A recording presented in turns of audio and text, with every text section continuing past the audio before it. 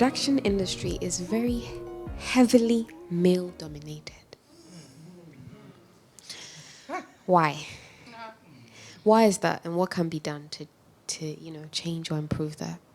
Can I take it first? Yes, it is. I don't think it's the production. I think it's the music industry, period. It's very, you see, especially when pop culture in itself, like the music industry is largely driven by pop culture. And pop culture was built on the objectification of women. Let's address the elephant in the room. It is what it is. You understand? And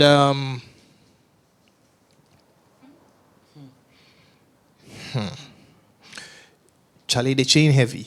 A couple of months ago, I was one of the key facilitators for a music business workshop. We had like dignitaries from across Africa attend. It was, at the Silverbed Cinemas. And I took it upon myself to send personally an invitation to 35 women I knew who were either producers or wanted to learn engineering or who were artists, because there were some A&Rs who, we had representatives from Universal South Africa, from Sony, from Urban Inclusion. We even had the cultural attaché for the Barbados High Commission. And Rihanna is like their cultural ambassador. And, I gave him some badass presentation. I actually even spoke about Black Girls Glow, actually, to him. And I said it was important that we have incubator programs that are mostly female-dominated. Charlie, I kid you not. Not a single one of those 35 ladies showed up. Yeah. Wow.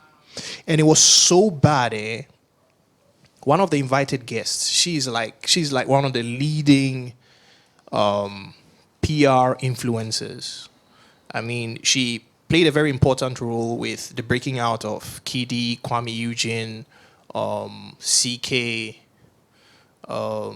Wizkid, and Burna Boy. She's predominantly based in Uganda. She came, and when I was on like 3 or 4 different panels, and she said, we have too few, like we don't have too many women in the audience. What's the reason? And I don't know what it is. It must be Stockholm syndrome or something. Like over time, I think a lot of women they've just given up. You know what I mean? I'm going to cut you slightly. And no, I feel like you are answering this from a very general point of view, right, which is fine. No, I need more insight, actually. Yes, I'm curious to hear what you have to say. Really. And I think this is for another conversation. Right. Having run Black Girls Glow for 6 years, right. I think that it's a wider issue. Like we have a cultural, not just a local culture, but like a world culture of women not being invited into certain spaces. It's in our upbringing. It's in our interactions. I agree. And so to then, for instance, have certain programs and then expect that by saying a call out, women will just come, is in some ways it's very naive, right? Because I've had the same issue. Like I've had the same starting Black Girls Glow and having to go into communities, doing the extra work, approaching women, using different, and we have to do that or else it will be the same way. We just go into rooms and say women don't come, women are shy, and it's all of those things are true, but we can't. It has been suppressed for such a long time that to start having all of these things in place and then expecting women to flock to it it's in some ways a lot, very, very naive. But for this particular question, I think we can talk about this later. This particular question, yes, a lot of industries are male-dominated, to be very honest. But I think, as in the modern times, as, in the music industry, even though I can still say now that there are more male vocalists, male musicians than there are women, I still see a representation of women, even though I'm struggling to see the same weight. But it's very, very, very minimal in production. And I feel like that same argument can be said for the sciences, and the technology, etc. And different approaches. Like I've sat in a production class. I'm just curious from the producer section, because I believe that aside from being producers, there are also relationships. One of the questions that I didn't have the opportunity to ask was, how do producers collaborate with each other? What would that look like? Because I know that as musicians, as poets, we are always kind of thinking, what can we do together? Especially if I admire or respect your work and we are in the same ecosystem. And so I'm just wondering, having been a producer for a considerable length of time and noticing that this is very heavily male dominated, why aren't there enough women, from your point of view? Not necessarily what you think it is. Like, why aren't there enough women? And even with the women, the very few women that are present, what do you imagine their struggles are? What could possibly be done to change? I'm just... Sorry, not to cut you, yeah. I think probably we've actually talked about this before. And we know that production, we are talking about music production. The bigger body is the music, right? Now, let me go back down to even when I was a child. How many schools in Ghana can you count that actually have a music course in their curriculum? Yeah. This is where the problem stems from. I'm sorry to say, right? Pocho talked about cultural influences and all these things, right? Now, your parents are also a cause. Now, you realize that boys are more stubborn than girls in a Ghanaian setting. Yes. Right? Yes. No, I'm saying in a culture setting, in the form that your parents would, as a girl, your parents would tell, Oba de onyese, Oba de onyese, they already suppressed you. Right? When it's a guy, already they've put something in your head. Psychologically, it's working on you. Right? Now, if even you, as a girl, wants to go and do something musical, you don't get a chance to do it. Unless church. Thank you. So what I'm hearing is that the nature of production is experimental, and boys are allowed to be experimental. Thank you. But so what I'm hearing essentially is in the culture. Yes. Right? And also in our educational system, not just school, but even in our homes. Because education is not just going for formal education and blah, blah, blah, blah, blah, right? How about it, the absence of women figures also to inspire other Yes, and Kofi, you know what I mean? Kofi, I'll give you a classic example. I don't know if you guys know about the late Irama Bedu. Yes. The high life musician. I was speaking to this guy who just passed recently. What's his name? Nanam Pedu. And he told me, she was a police officer and she retired to do music. He said she was one of the best guitarists and arrangers around.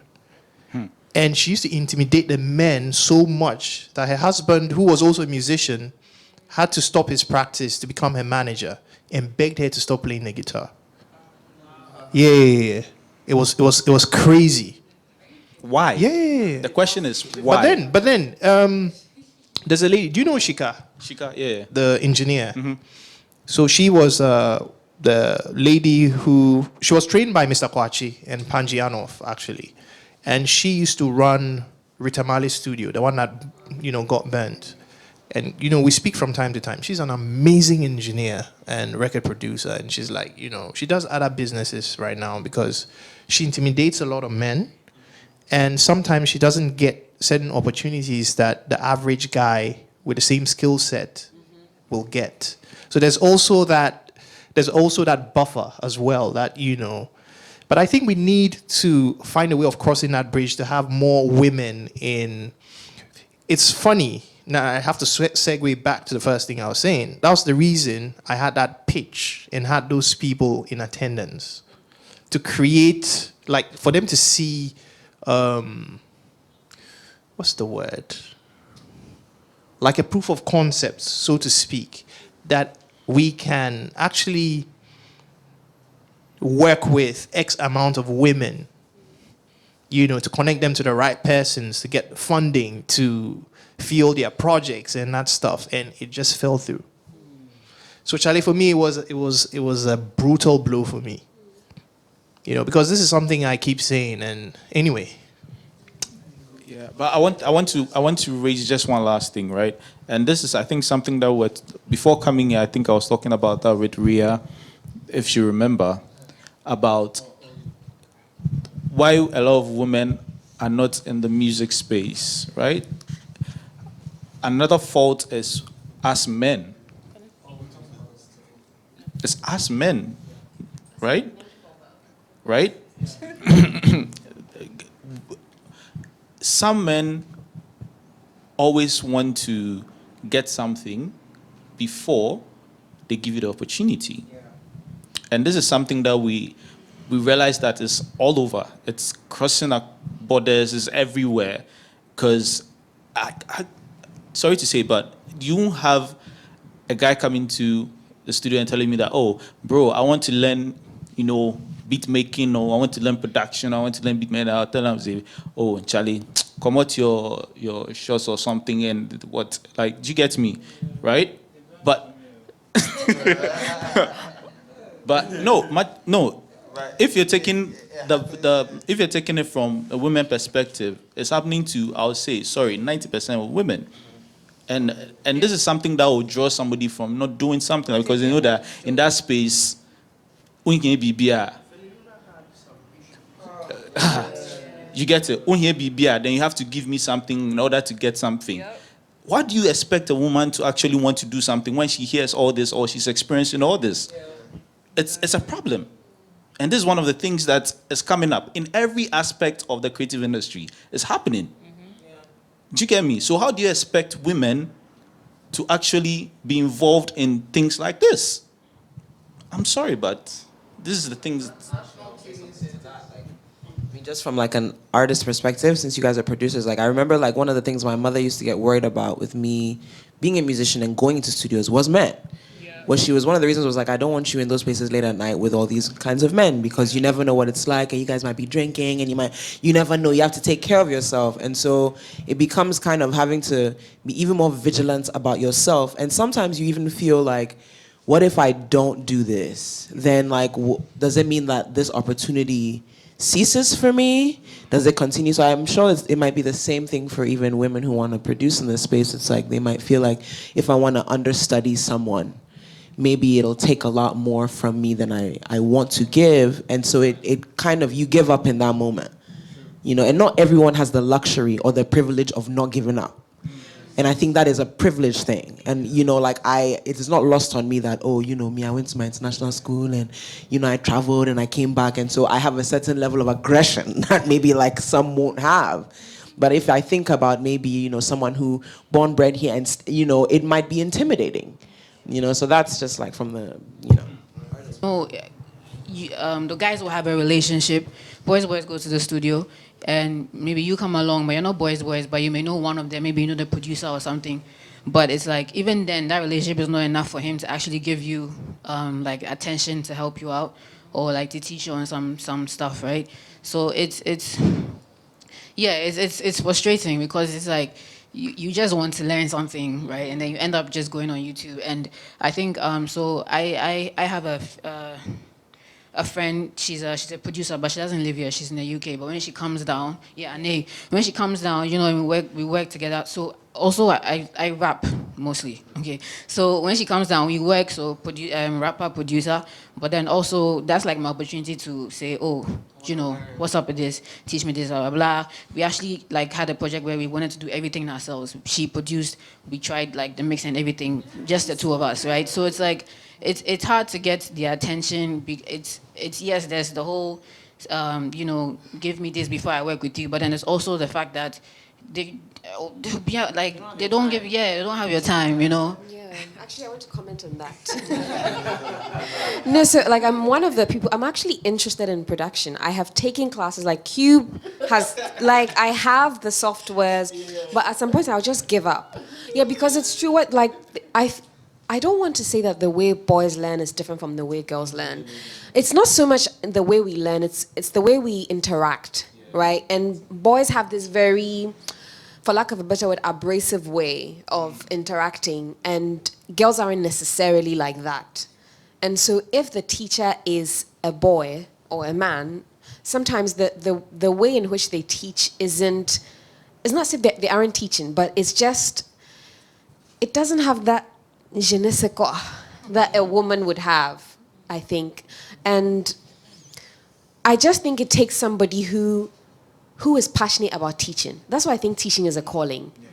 Someone who's passionate about, because like I just started mixing, and I never ever thought I would mix and master, like not in a lifetime. And I'm actually enjoying it, which is wild. Yeah. It's wild and that's because somebody took the time to explain. He made it seem like this was a toy, like I was enjoying, the art, right? And I just think that in as much as we're all artists, producers, artists, we're all artists, but teaching is a calling. And for me, that's what's missing in the producing world. Yeah. I think it's a very, like you said, a rooted problem, mostly because of the state of the culture, not even just Ghana, but for Africa as a whole, where from the educational background being so distorted when it comes to targeting the arts and how they acknowledge it or see it as something of a level of significance for someone to develop with and grow with where they can be successful. There's a very fixed view or perspective on what type of career or field that you should be pursuing that is showing the level of success.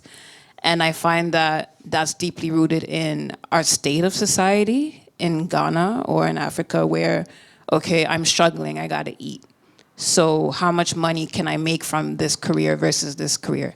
And then time also plays a factor. Maybe someone who's an artist is gonna take 10 years to make what maybe a doctor will make in 6 or less, right? So everybody's state of mind, I find in our culture, is security. And it's always been that way because of the situations that we face day to day. So telling an African parent that, hey, I wanna be a musician, is like, are you mad? Because that's not putting food on the table. That's a bigger issue. Then to connect it with the idea of what a female role should be, then it's a joke. Because in their mind, they know that, no, you're supposed to be trained so you can be a wife, so that you can take on certain roles that are relative to what a female setup should be. And that's wrong. Like, not every woman wants to be a housewife. Not every woman wants to be a nurse. And that's where I think we have to tackle the issue firsthand. Then it revolves around what Edwin is saying. Like, how are we consolidating? How are we working as a collective to create these outlets for each other? Because I'm thinking big things. I'm thinking of how like-minded individuals like yourselves are willing to come together so that we can actually make this a reality. It can start from something as small as workshops where we are coming together and sharing our knowledge of creativity, whether it's songwriting, whether it's production, anything that is relative to just not just teaching those who are emerging artists in a similar age group or a bit younger, but just the youth that are coming up that are interested in these same things. And that's my thing, because they're the future. So like, it would be useless for me to make it right now by God's grace. And then I have all this knowledge and then I'm not sharing it with anyone. What's the point of that? Because I'm gonna die with it, then what's the point? So I think that's the main issue, because I grew up with parents who were a little bit open-minded, but that's because they had left Ghana. You get it, they left Ghana to go and see it. Oh, okay, so you can be successful as an artist and have these different business ventures and avenues and live off of this type of career, because here it's looked at like a minstrel show. You understand? But when we're over there, we're seeing Jay-Z, we're seeing Beyonce together, we're seeing Alicia Keys, we're seeing Swiss Beats, we're seeing Timberland, we're seeing Pharrell, who are still relevant today, who are training the youth right now for the same things that I'm saying. So that's the issue, where if you compare it in contrast to Ghana, I'm not seeing that type of like time and effort being put in by seniors in the game to help. Like you just said, how can you sit there as a Pt2? Like, I've watched this guy from the beginning. I've seen his productions evolve over time. He caught on to the flip and even African sounds very early. I would say from when I heard 5-5 Mujibaya is when I knew that this guy understood the fusion of new contemporary Afro sound. Why are you not helping people? Why are you not sharing this information? But you're gonna tape? What the fuck? Put tape on your equipment, bro? Like, are you kidding me? No, but that's insane. It's the concept behind that, though. You're already putting in your mind that you don't want to share the knowledge. That's crazy. No, that's insane. That is absolutely insane. Then that just shows me the state of our culture, that you are literally thinking that you have to keep everything for yourself. That's crazy. How can you live that way? That doesn't make any sense. What use are you gonna have 10 years and you're with a cane? Are you gonna go in the studio and start mixing? Like that, like, that's what I don't understand. Yeah, and it's so, but what they don't get is if you're actually building a conglomerate, you're making more money, bro, because you have a whole team behind you. Like, I don't know why that is so difficult. And that can go into like a 10-hour conversation right now, is as rooting as how Africans in general have this problem of just building stepping stones together. It's so difficult, and it's like stepping on glass when you try to bring up this topic. So, like, I don't want to keep going on and on because I'll go on and on, but that's my thing, because I'm still learning so much, and I'm self-taught. I didn't go to any music school. I didn't have any of that. I started taking my music knowledge seriously by, let's say, the age of 24 or 25. So that's a very long time period of not really being deeply rooted into the music. And it's for the same reasons, like, okay, no, I have to work and find a job, and that's it, because that's why I took a technical background. I studied IT, I didn't do music, right? But I was still in love with music. I grew up with music. I started writing poetry at a very young age. That was my thing, but I never felt comfortable enough to expose it for the very same reason of music is a joke. My parents are African, they're gonna be upset if I even tell them I wanna do this. Exactly, but that's the thing. I even thought they were gonna say no, but you know what's so funny? After everything, to fast forward, when I started taking it seriously, my dad was like, why didn't you tell me this? And I was like, because I already put in my mind that you were gonna say no. And he's like, no, because I just wanted you to have an education. Everybody knows that you can go and study a certain field or subject and do something completely different from what you studied. There's people who have studied law and then they end up being travelers for their lifestyle.